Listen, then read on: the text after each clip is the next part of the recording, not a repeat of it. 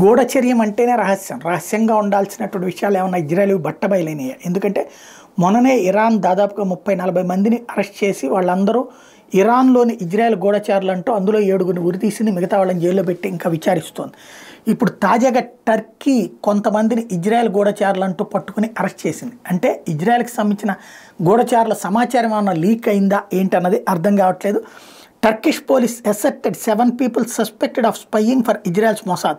Arrests were made after a joint operation by Turkish police and a national intel organization. Anadolu agency reported that the arrested were suspected of selling information to Mossad. The report added that the information was passed on to private detectives. ఇది private detectives ద్వారా కొంత సమాచారాన్ని ఇజ్రాయెల్కి చేరవేస్తున్నారన్నటువంటి అనుమానంతో Turkey ఒక 7గురిని arrest చేసింది. వాళ్ళందరి మీద విచారణ జరుపుతోంది.